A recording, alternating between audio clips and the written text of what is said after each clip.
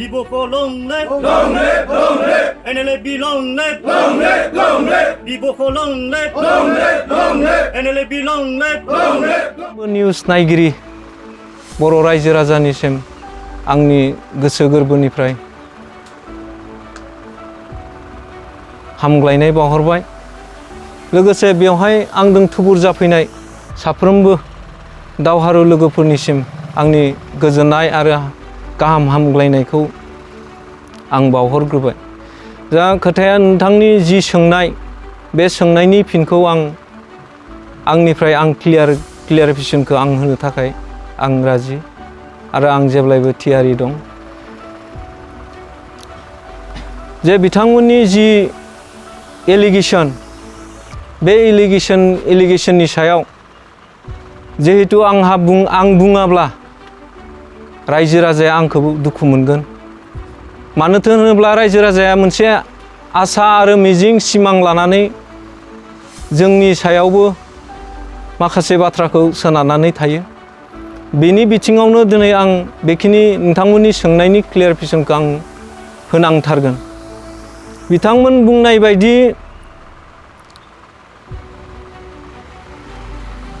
जि बाथ्राफोर बिथांमोननि बुंनाय जि बाथ्राफोर बे बाथ्राया मालाबाबो सैथो नङा। बिथांमोना जि एलिगेशनखौ लाबोदों जे आफाद सिफायनायनि आफाद बोखावनायनि आफादखौ थेर बेथेर खालामनायनि जि एलिगेशन लाबोदों आं दिनैनि बे प्रेस मिटनि गेजेरजों आं बेखौनो बुङो जे आं दासिम आफादाव गोबाव सम हारिनि थाखाय खामानि मावबोबाय।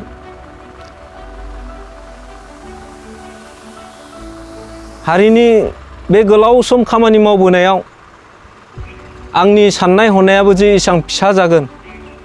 आंनि सिन्था धारनायाबो जे एसेबां फिसा जागोन, फिसाहै खामानि मावगोन, नोंथांमोननिफ्राय आंखौ सानो नामा जे बे लामासिम दैदेनलांगोन होननानै बिथांमोना सानो नामा? आंनिफ्राय आं मालाबाबो आफादखौ थेर बेथेर खालामनो हानाय आंहा जेबो अधिकार गैया। आं जाथिनि थाखाय मावदों, हारिनि थाखाय मावदों। अकल NLB आफादाव आं हारसिंल' आफादनि सोद्रोमा नङा। जोंजों लोगोसे गोबां लिडार्स केडार्स थायो, दैदेनगिरिफोर थायो। बिथांमोना एलिगेशन लाबोयैनि सिगां जोंखौ बिजिरनांगौनि प्रयजन दंमोन, जोंजों सावरायनांगौनि प्रयजन दंमोन। जोंखौ बबे बिथिंखौ बिथांमोना गाज्रि मोनदों, बबे बिथिङाव बिथांमोना जोंखौ लानानै एलिगेशन दिखांदों, बेफोरखौ थार बिजिरनायखौ बिथांमोना लाबोनांगौमोन। आफादनि रुल्सनि बाथ्राखौ लानानै बिथांमोना बाथ्रा बुंदों, बेवहाय बिथांमोना आफादनि रुल्सखौ लानानै बिजिरनो गोनांथि दंमोन। आं बेखौ सानो। आं मालाबाबो NLB आफादखौ सिफायनांगौ, NLB आफादखौ फोजोबनांगौ, NLB आफादखौ धंस खालामनांगौ, आं बे बेलायाव मालाबाबो सिन्था खालामाखै आरो मालाबाबो बेफोरबायदि रावखौ जों सावरायाखै। सावरायदोंब्ला जोङो सरकारजों बोरै लामा हमनांगौ, सरकारजों बोरै रायलायनांगौ, बिनि माखासे स्ट्रेटेजि पलिसिखौ आं बिथांमोनखौ बुङोमोन। जों जुदि स्ट्रेटेजि पलिसि गैयाब्ला, जोंहा जुदि मोजां थि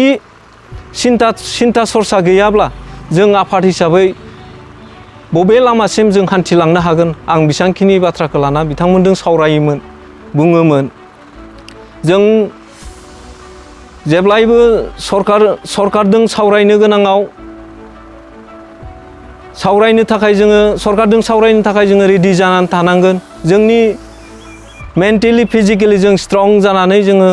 सरकारजों मोजां मोनसे सावरायनायखौ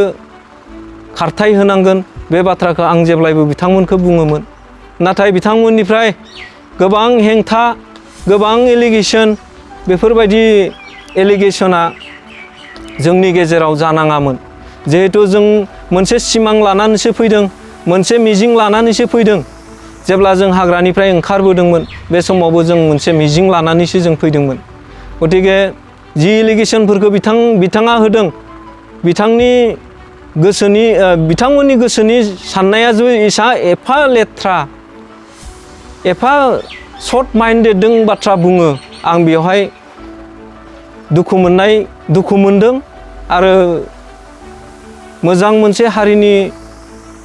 सिन्ता सरसाखौ लाना खामानि मावदोंब्ला बेसांखिनि एलिगेसनफोरखौ जों लाबोबाय थायाब्ला मोजां जायो आं बेखौ सानदों मानो होनब्ला जों दिनैनि बे दिनाव मैया जि प्रेस रिलिजखौ होबाय बे प्रेस रिलिजनिफ्राय नोंथांमोना नुनो मोनदों आं जुदि आंनि सिन्ता धारनाया गाज्रिमोनब्ला आंदों बेसांखिनि सेंग्राफोरा रावबो फैनाय नङामोन आंनि सिन्ता धारनाया जुदि आफादखौ धंस खालामनायनि लामाजोंमोनब्ला बेसांखिनि सेंग्राफोरा आंजों बेवहाय जथुमनाय नङामोन गतिके आं बेबायदि सिन्ता सरसाजों मालाबाबो खामानि मावाखै आंनि सिन्ता सरसाया बे जे सरकारजों मोजां मोनसे सावरायनायखौ खारथाय होनांगौ सरकारनि मानसिफोरखौ जोङो लोगो हमनो थाखाय सेस्था होनांगौ मानो होनोब्ला रावबो नोंनि उखैनायखौ नोंनि गांनायखौ रावबो दौनानै होआ नोंनो रावबो जासिनानै होआ बेखाय जोङो बे लामाखौ हमनो थाखाय स्ट्रेटेजि पलिसि लानानै जों खामानि मावनो थाखाय आं बिथांमोनखौ बुङोमोन दा बे बेसांखिनि बाथ्रायाव जुदि बिथांमोननि साननाय हनाया जुदि थौले सानदोंब्ला बे बिथांमोननि खोथा आं बेवहाय बुंनांगौ गैया एलिगेसननि सायाव बिथांमोना जिफोर बाथ्राफोरखौ बुंदों रन्जन दैमारि सारनि बाथ्रा लानानै आरो गुबुन बिथिङाव जे रन्जन दैमारि सारनि बेलायाव आं बुङो जे सरकारजों सावरायाब्ला मालाबाबो बिथांनि बाथ्राखौबो जोंजोंल' रायलायनानै जों समाधान जों बिथांखौ गगोन जों बेखौ मालाबाबो साननो हाया गतिके जों सरकारजों सावरायथारनांगोन सरकारनि मानसिखौ जों लोगो हमनांगोन जों बे थांखियैनो जोङो सिन्ता मोनसे लादोंमोन जे रन्जन दैमारि सारनियानो जा जों बिटिआर सिमा बारायनायनि खोथायानो जा जों सरकारजों सावरायाब्ला जों मालाबाबो समस्याखौ समाधान खालामनो हाया नाथाय बिथांमोननि साननाया उल्था जादों आरो उल्थायै जोंखौ जि एलिगेसनखौ दा लाबोदों आरो गोबांथार एलिगेसननि सायाव बिथाङा बुंदों जे आफादखौ सिफायनायनि बाथ्रा आफादखौ आफादनि सोद्रोमाफोरखौ सारेन्डार खालामनायनि बाथ्रा आं मालाबाबो बेखौ सानाखै सरकारजों सावरायनांगौ आं बे बाथ्राखौ आंनिफ्राय आं क्लियारल' होदों जे सरकारजों सावरायालासेनो जों थानो हाया जों सरकारजों सावरायलांनायनि पलिसिखौ लानांगौ बे बाथ्राखौ आंनिफ्राय आं बुंनाय जादों रन्जन दैमारि सारखौ लानानै बाथ्रा बुंनाया खोब जोंनि थाखाय माने लासिं सिंसो मानो होनबा बिथाङा दिनै दुखु दाहा लानानै जेल सिङाव दङ बिथांनि नामखौ लानानै जों गावजों गाव एना-एनि जानाया मोजां नङा मानो होनोब्ला जों गावजों गाव बिथांनि नामखौ सोदेरनानै दागो फोनांनाया जोंनि थाखाय एकदम लासिं सिं बाथ्रा आरो जेलाव थानाय रन्जन दैमारिखौ बख'नाङा होननानै बिथांमोना अजद होदों आरो फारसेथिंहाय रायजोनि सापर्ट नांगौ होननानैसो बिनि खोथाखौ बुंखादों होननानै नोंथांखौ अजद होदों बे बेलायाव मा बुंगोन दा बिथांमोना बेसांखिनि बाथ्रा बुङिनि सिगां गोबांथार बाथ्राफोरखौ साननाया गोनांथारमोन बिथांमोना सानो नामा जे आंखौ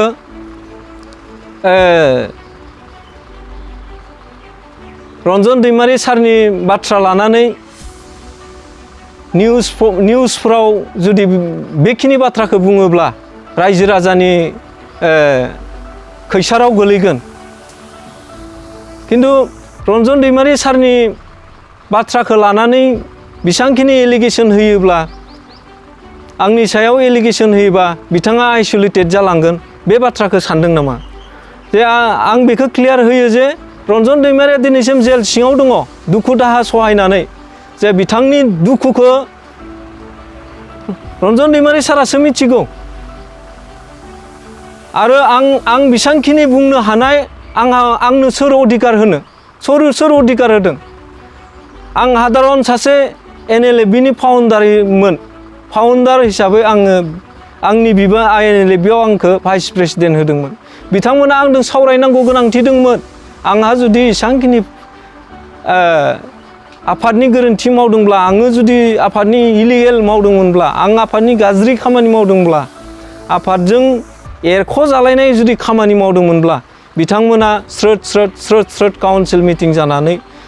बाखि आधा अंशखौ बाद होनानै आधा अंश काउन्सिलनि मानसिखौ लाफानानै बेबायदि जुदि काउन्सिल मिट खालामदोंमोनब्ला रिजलिउसन पास खालामदोंमोनब्ला आंखौबो लानानै सावरायनो हायोमोन जे आंबो सासे NLFनि भाइस प्रेसिडेन्ट हिसाबै आंखौबो लानानै सावरायनाया अत्यन्त प्रयोजनमोन आं गाज्रिब्ला आंनि सायाव जुदि एसां एलिगेसन जुदि रायजो राजानिफ्राय मोनदोंब्ला बा सेंग्राफोरनिफ्राय मोनदोंमोनब्ला आंखौ लाना सावरायनांगौ प्रयोजन दंमोन आं बेखौ सानदोंमोन मानो होनोब्ला बिसोरो जेबो क्लियारफिकेसनखौ आंनिफ्राय लायासै आंनिफ्राय जेबो आंनिसिम जेबो नटिस हरासै बिथांमोना मैया बुंदों जे जों 15 डेजनि गेजेराव बिथांनिफ्राय क्लियारफिकेसन बिदोंमोन किन्तु बेखौ ओरैबायदि नंखाय बाथ्रा बुंबाय बिसोरो ओरैबायदि नंखाय बाथ्रा बुंबाय माने गावसोरनो गथ'फोरनि खेला दुला गेलेनायफोरबायदि आमाय जुमाय गेलेनायफोरबायदि आफादखौ इउज खालामबाय होननानै आं सानो नोंथाङा जि NLFनि गेजेराव नोंथाङा सासे दैदेनगिरि जानानै जि सरकारजों सावरायनो थाखाय जि सिमा बारायनायनि बाथ्रा बुंदों आरो रन्जन दैमारिखौ दिहुननो थाखाय नोंथाङा जि पलिसि होयोमोन होननानै बाथ्रा बुंदों दानि एसेबावै दा बे कारननि थाखायनो सरकारजों सावरायनो आगानसे आवगायनायनि थाखायनो नोंथांखौ आफादनिफ्राय बोखारदों होननानै नोंथाङा बुंनो नागिरो नामा बे समाव एक्जेक्टलि बे बाथ्रायानो सैथो मानो होनोब्ला जोंनि गेजेरनिफ्राय पलिटिकेलि माखासे बार हाबबाय माखासे पलिटिकेलि बार हाबनायनि थाखायनो बेखिनि प्रब्लेमा जोंनि बे प्रब्लेमा जाफैदों होननानै आं सानो मानो होनोब्ला गोबां बाथ्राफ्रा ओंखारो मालाबा 2 बोसोर 3 बोसोर थानानै जोंनि समस्याया जोंनि सेंग्राफोरनि लाइफआ ओरैबायदि आपग्रेड जागोन बा मालाबा बुङो बरलेण्ड स्टेट हुदनि थाखाय जों मालाबाबो आपुस खालामा होनो बेफोरबायदि बाथ्राफोरखौ नायोब्ला जे जों बुजिनो हायो बेवहाय पलिटिकेलि बार हाबनानै दं आरो आंनि जि पदक्षेप जिहेतु जों जि सावरायबाय थादोंमोन रुलिं गभर्नमेन्ट हिसाबै जोङो बिथांमोनखौ नारसिननानै जों खामानि मावहोनांगौआ जोंनि बिबानमोन आफादनि बिबानमोन बे सरकारजों रायलायनो थाखाय जोंनि जि दा जोंनि जि बिटिआर गभर्नमेन्टनि दैदेनगिरिफोरखौ लोगो हमनाय रायलायनाय बेफोरावबो माखासे बिराद गिदिर बिथांमोना आंखौ पार्सनेलि इस्यु खालामदों आं बेखौ हमदांनो मोनदों नोंथाङा जे सरकारजों सावरायनो आवगायनो नागिरदोंमोन नोंथाङा मा इस्युखौ लानानै NLFनि जानानै सरकारनिसिम जि सावरायनो आवगायदोंमोन नोंथाङा मा बुङो इस्युआथ' जों बेखौनो बुंबोबाय थादों जे बिटिआरआ इमप्लिमेन्ट जानायनि खोथा रन्जन दैमारि सारा गनायनि खोथा जों बेफोर इस्युफोरखौनो लानानै जों उत्थापन खालामबाय थादों आरो बे उद्देश्यखौ लानानै जोङो सरकारजों हाबसननानै जों सावरायनांगोन सरकारजों हाबसनना सावरायाब्ला जोंनि उखैनाय गांनायखौ रावबो नोंनो दौनानै होआ बे बाथ्राखौ बुंनानै जोङो सरकाराव थानाय जा जोंनि दा गभर्नमेन्टआव थानाय बिथांमोनखौ गोजौसिम जोङो सावरायनो थाखाय जोंखौ लामा दिन्थि बेफोरबायदिखौ जोङो दानि सरकार खुंथायाव थानाय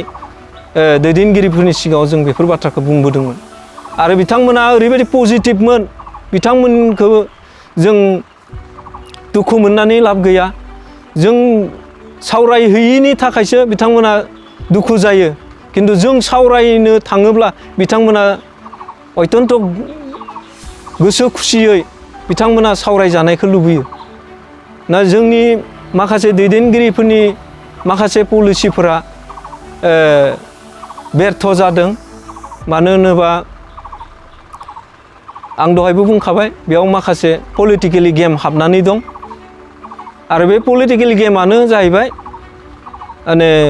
जों सोरजोंबा सावरायोब्ला दाय जायो गावसोर सोरजोंबा सावरायोब्ला दाय जाया बेफोरबायदियैनो माने जोंखौ पार्सनेलि एटेक खालामदों पार्सनेलि जोंखौ आफादनिफ्राय एरख'नायनि बाथ्रा आफादनिफ्राय डिसचार्ज होनायनि बाथ्रा बेफोर बाथ्राया ओंखारदों होननानै आं सानो एनएलएफबि फाउन्डार जि रन्जन दैमारि मांगोना रन्जन दैमारि बिथांखौ एनएलएफबिआ माने जेलनिफ्राय उदां खालामनायनि मोनसे गिदिर इस्यु दंमोन दा बे बेलायाव मा बुङो नोंथाङा जे नोंथाङा सरकारजों सावरायदोंमोन होननानै बुंदोंमोन सरकारनि बेलानिफ्रायबो मालाबाबो नेगेटिभ नङा सरकारा नाजाबाय थादों आरो बे सरकारनि नाजानायजों लोगोसेबो माखासे खामानिया जालांखागोन जोंनि बुंनायनि थ्रुयैबो माखासे जेलाव थानाय रन्जन दैमारि सारजों लोगोसे गुबुन गुबुन जेलाव थानाय बिथांमोननि गनायनि बेबस्थाफोराबो जालांगोन बे लासै लासै खारगासिनो दङ आरो सुप्रिम कर्टआव जिहेतु नांबाय सुप्रिम कर्टआव नांनायनि उनाव जों जेसेबां हायो जोंबो सापर्टखौ खालामबोगासिनो दं आरो बिटिआर इमप्लयमेन्टनि जि बाथ्रा बेखौबो जों बुंबोबाय थादों आरो दासिमथ' बिटिआरनि जि दफाफोर दङ बेफोरो लासै लासै इमप्लयमेन्ट जाबोबाय थादों बेखौ रावबो डिनाय खालामनो हाया गतिके आं बेखौसो बुंगोन जे जोंनि गेजेरनिफ्राय जि पलिटिकेलि बारा हाबनानै जोंनि गेजेराव बोफ्ले बोफ्ला जादों बेखौ दुखु गोनां आरो रायजो राजाया बुजिनाया बिराद प्रयजनसै दायो जे जों गोबां समाव गोबां जाथाय जाबोबाय बर'फ्रा